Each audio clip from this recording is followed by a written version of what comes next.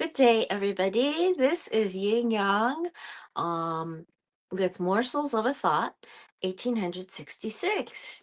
Today we are on Tuesday, TR Tuesday, The Rules by Ellen Fine and Sherry Schneider, the co authors of All the Rules, Time Tested Secrets for Capturing the Heart of Mr. Right, and The Rules for Online Dating, Capturing the Heart of Mr. Right in Cyberspace, and The Rules Handbook, and more books than that, too. Not Your Mother's Rules. They've got that one down with their daughters, too. All right, so I want to read what is in the book, The Rules for Online Dating.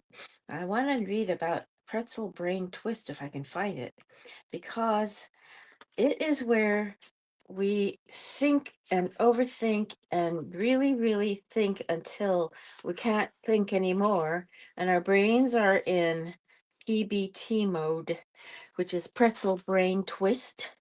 Uh, I don't see a chapter that's got that name. However, we're going to disappear in between dates. Disappear in between dates. Many of the rules for online dating, such as this is rule number 18 in the cyberspace rules. Many of the rules for online dating, many of the rules for online dating, such as waiting 24 hours to email a man back, not answering emails on weekends, not accepting instant messages, and keeping your emails short and sweet, discourage excessive contact between you and men. This is a good thing. Uh, we so weird. Want you to kind of disappear in between dates as much as you can, so that the man you are dating almost wonders if he is even dating you. For some strange reason, not knowing exactly where you stand and what you're doing gives men a rush. This is that is why we believe in playing hard to get and slowly involving a man in your life. It sets the right pace for the relationship so he isn't overwhelmed.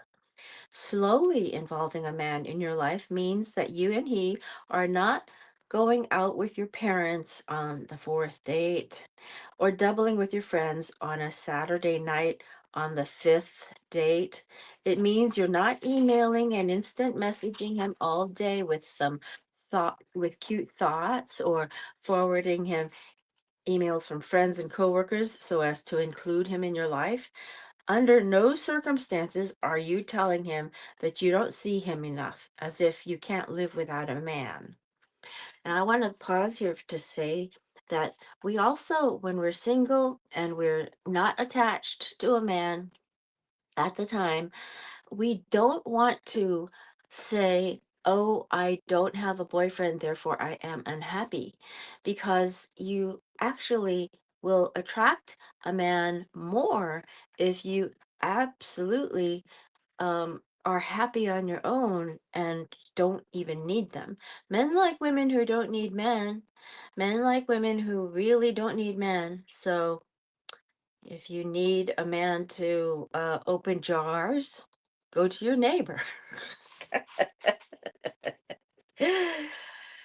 You shouldn't be seeing each other, authors say. You shouldn't be seeing each other 5 nights a week after a month, so that after 2 or 3 months, he has to come up with a reason to get out of this whirlwind courtship. You have to pace the relationship so it doesn't become too much for him, and he ends up wondering how he got himself in so deep so quickly. If he starts to feel overwhelmed, he may panic and run. Trust us, once a man realizes he is in a relationship with you, he will appreciate less contact because it gives him space to focus on his life and his work, just like you're supposed to be doing, as opposed to being emailed by you and emailing you back every 5 minutes. He will enjoy this less is more pace of dating, and the reward for both of you is that the relationship will stick better, quote unquote, and after a year, you'll have built up something real. Most women, non rules girls, do not disappear in between dates.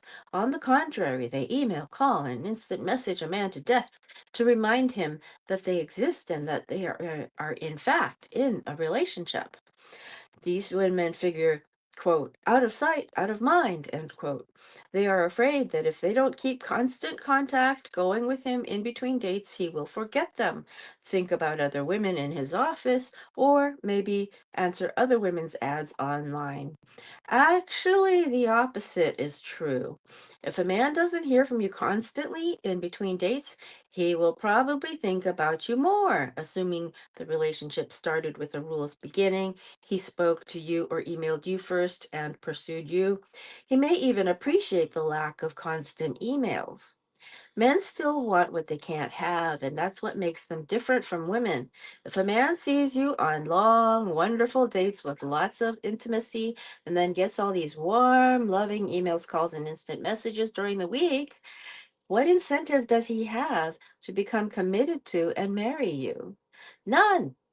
But if you seem to disappear during the week and he doesn't know exactly where you are, what you are doing, and what you are thinking or feeling about him and the relationship, you will seem mysterious and interesting to him, and your dates will be more special.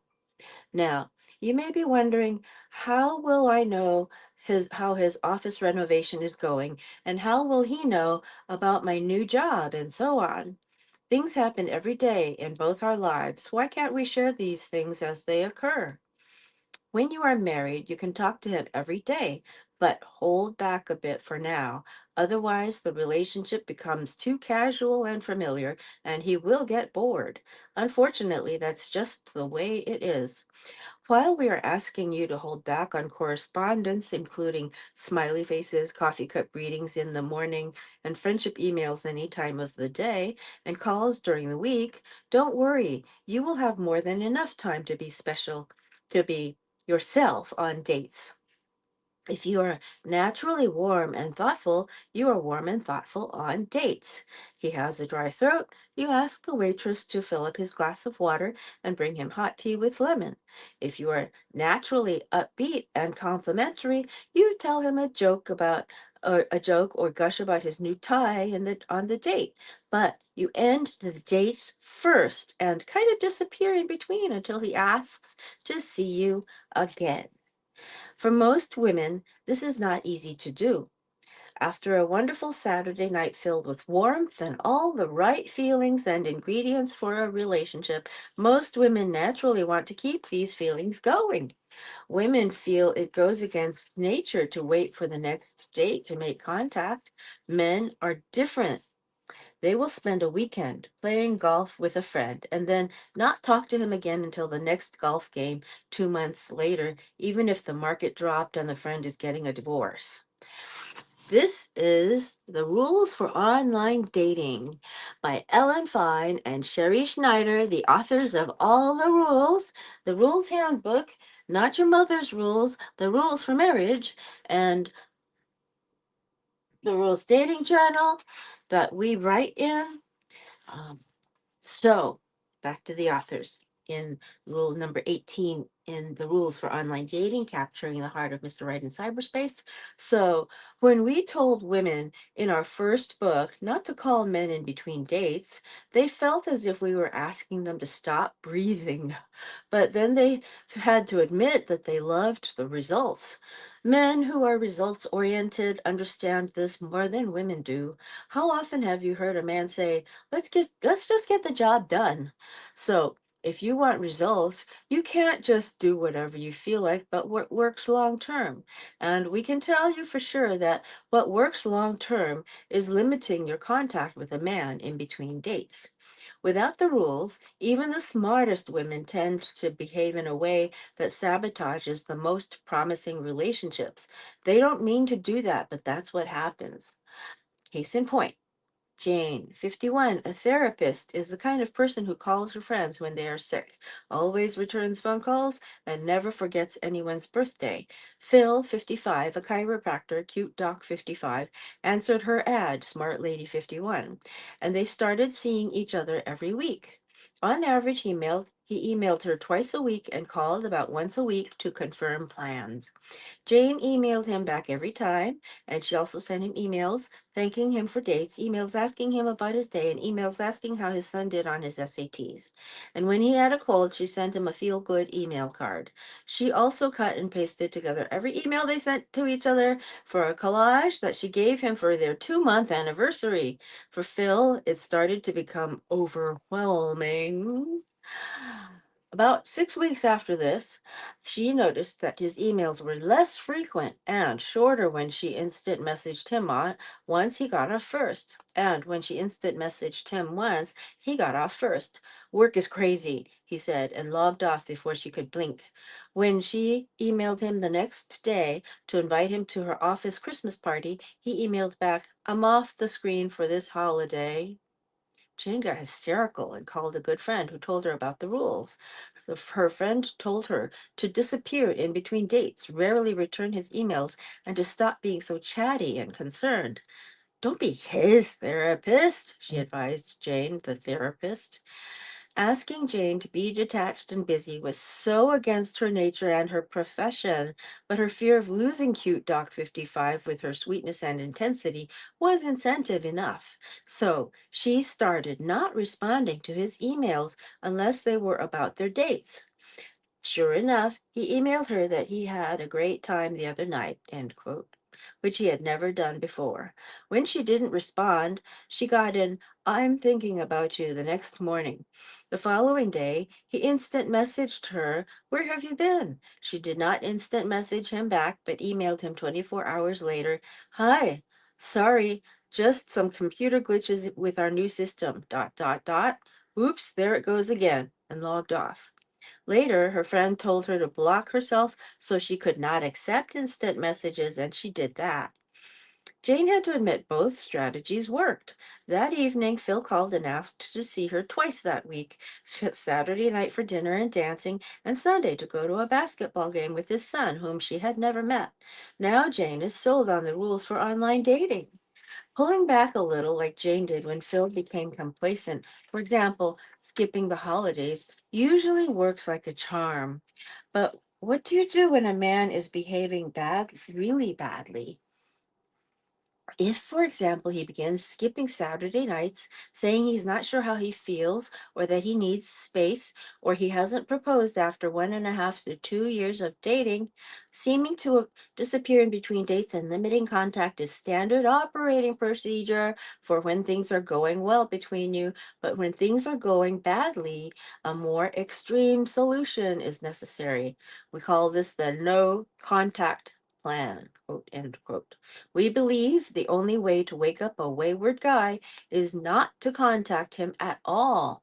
You must stop seeing him and ignore all calls and emails and just let him keep trying to get in touch with you until he changes his tune, stops being complacent, commits, and proposes. When you start getting email flowers or real flowers at your door with a meaningful note about the relationship, then you can pick up the phone or email him back. Until then, nothing. Here's a perfect example of how no contact works. Lynn met Matthew, both 35, when he answered her ad online. He thought she was very cute and had no problem asking for her telephone number in his third email. He called her the next day and suggested drinks that Friday night. There was instant attraction on both sides, and one date led to another and another. Lynn was totally smitten with Matthew and felt he was the one, quote, end quote. She was also at a place in her life where she wanted to get married sooner rather than later. She felt that she had done the dating scene, quote, end quote, enough to last a lifetime. Some of her friends from college were already on their third child. Having broken the rules in previous relationships, Lynn was one of those I'll never break the rules again types. She was so strict, in fact, that their 2-year relationship could be described as almost idyllic. From day one, there were weekly dates and follow up calls and emails, romantic presents, and holidays spent together. Lynn did not sleep with Matthew until their ninth date.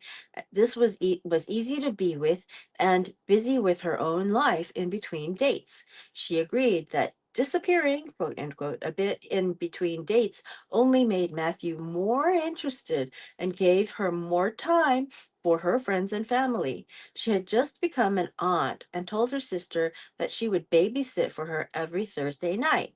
Because she did the rules and was not accepting last minute dates from Matthew, she was able to stick to her commitment. There was only one problem with the relationship. Matthew had still not proposed. Lynn consulted with her sister, who suggested to she have, quote, a relationship talk, end quote, with him over a special candlelit dinner. Lynn made Matthew's favorite dish, filet mignon with potatoes, but at the end of the meal, she after complimenting her on how delicious dinner was, all he said was, "My parents' divorce was very traumatic. I'm just not ready for marriage. Why can't we just keep things the way they are?"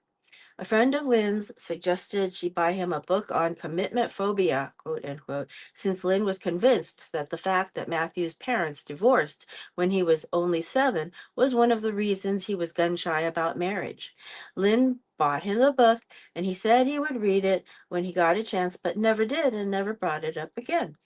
Then Lynn suggested they talk to a marriage counselor to deal with his marriage jitters. He agreed, but then soon found one excuse after another: late meeting, business presentation that needed last minute preparation, basketball game, and so on. Lynn became increasingly impatient and started to question his commitment to their relationship on every date and in every phone conversation and email. All Matthew ever said was, "I love you. This is not a good time. Work is hectic." Frustrated and hopeless, Lynn consulted us for advice. We told her to ask Matthew his intentions for the future once more, following the script out of our Closing the Deal chapter in the Rules too. Again, Matthew said he wasn't ready but could see getting married down the road. He refused to give a specific date or year. We told her that his answer was unacceptable, that after 2 years he either did or didn't want to marry her, that he already knew everything about her that there was to know, so it was a yes or no at this point. Besides, we told her that at 35, she did not have another minute to waste with this man. We told her to tell him that she was, quote, an old fashioned girl and that she couldn't date him forever, and this relationship was not working out for her, end quote. We told her that she had to be on the no contact plan from that moment on. "What's no contact?" Lynn asked, willing to do anything yet fearful of losing Matthew at the same time.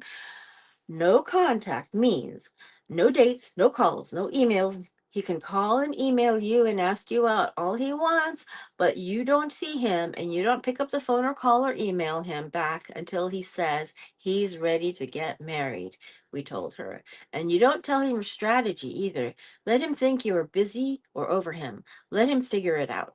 "But I love him and he loves me," she argued, "and we've been together for 2 years. How can I just stop everything cold turkey? And we have plans for the next few weeks. A concert, his cousin's wedding. Isn't no contact cruel?" "If he doesn't love you enough to marry you, then he doesn't love you enough," we replied. "You've tried reasoning with him and candlelit dinners and other things, and nothing's worked. But you've never tried no contact. Capital N, capital C. Why not try it for 30 to 90 days and see what happens?" We explained that when a man still hasn't proposed after 1.5 years of dating, no contact is the only answer. If he can see you and speak to you without proposing, he has no incentive to marry you. Lynn said she understood and then got busy, too busy, to see Matthew. A week later, Matthew emailed her, "Hi, how is your day going? Mine isn't going so great as I miss you." We told Lynn not to respond. A couple of days later, there was a phone call. "Hey, I was around the corner and thought I would stop by and say hi and pick up my umbrella." We told her not to call back or see him, but to mail him the umbrella with no note, which she did. A few more calls and emails followed, but nothing worth responding to. Another week went by, and Lynn was getting worried and called called us. We said, sit tight and keep doing no contact. Sure enough, 2 weeks later, Matthew emailed her a beautiful card which opened up into a ring and a smile.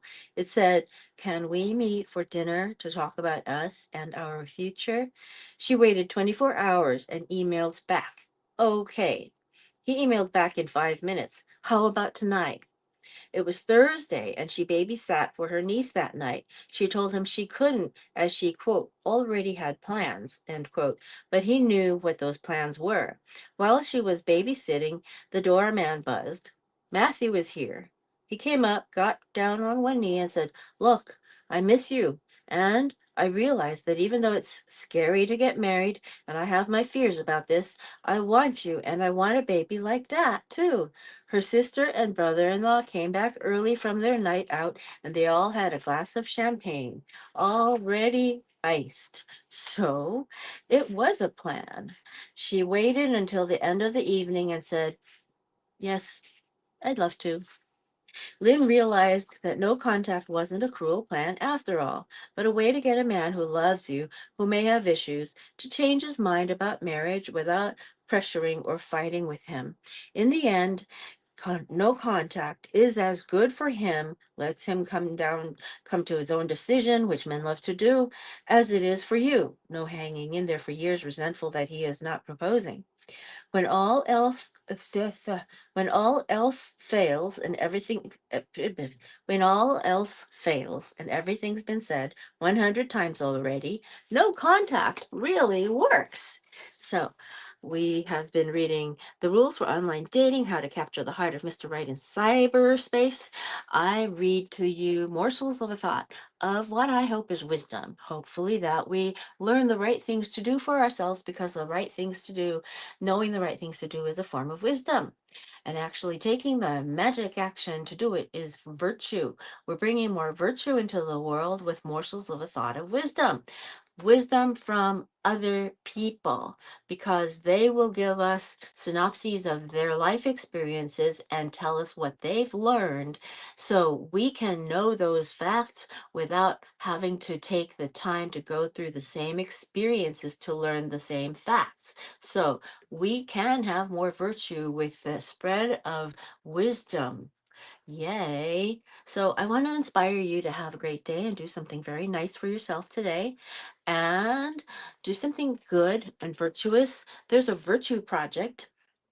Ah, my friend Thelma Pacheco Gonzalez has a Zoom room that goes on every Sunday at 8 o'clock Eastern Standard Time. And we go into an idea of, well, we start out with our weight. We're conscious about our weight and how we eat, and whether we've been meeting our weekly goals, which sometimes is just holding steady. In my case, it's holding steady. In fact, some other people's cases, it's going down 2 pounds or something like that.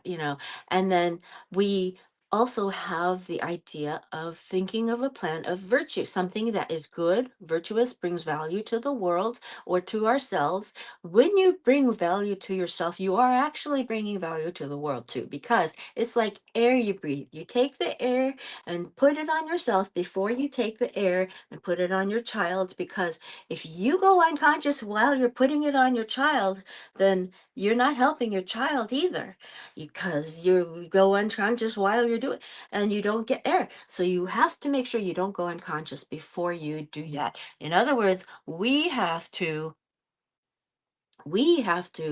do the right things. And what was I talking about? I got distracted. I'm sorry. I should have gone into no silence mode. Anyway, I didn't. Anyway, so we can have more virtue by helping ourselves get air, psychic air. We help ourselves, we love ourselves, we teach ourselves, we impart things to other people, we entertain ourselves, and we get our education this way. Morsels of a thought, okay? Old Kinderhook.